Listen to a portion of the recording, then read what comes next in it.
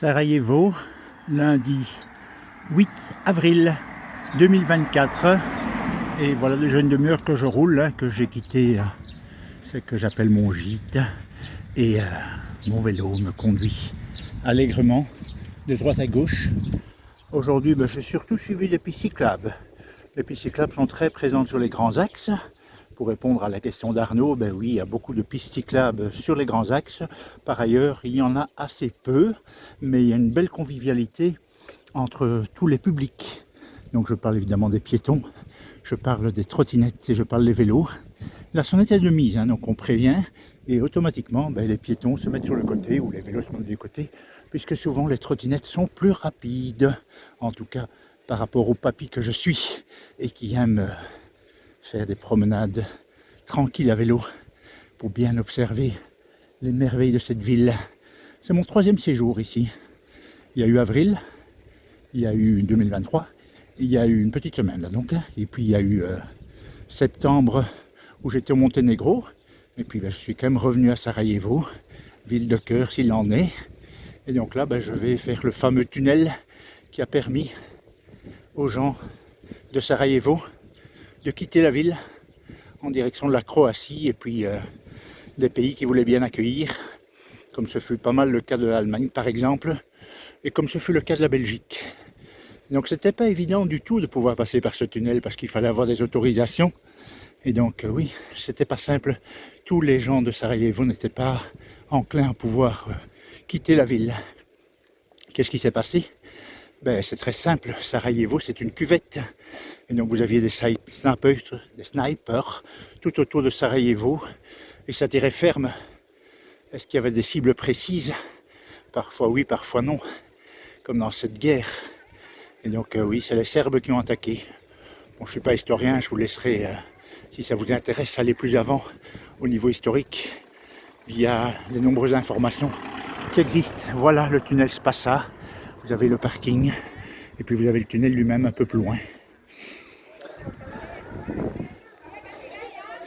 C'est évidemment très plein d'émotions. Vous voyez qu'à cette époque-ci, il y a des touristes, contrairement à la fois passée.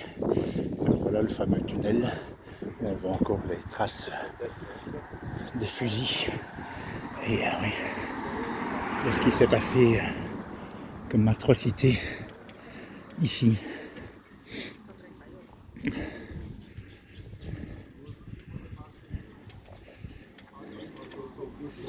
Le Tunnel of Hope Memorial Complex.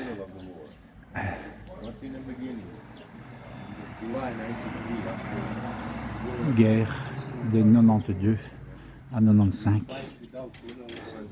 Et donc voilà la fameuse entrée qui est donc bien sûr devenue un lieu de visite avec différentes interdictions très claires. Et donc oui, c'est émouvant. Le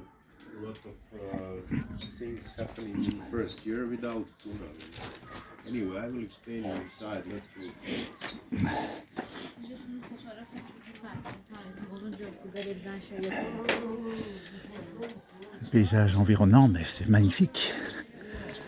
J'en reviens à mon aspect vélo. Ici, pas de vélo cargo, hein. Ça vraiment je n'en vois pas. Et de handy bike, je n'en vois pas non plus. Les vélos sont plutôt de tout style, mais pas de vélo de course par exemple. Alors ici, juste à côté, on a l'aéroport.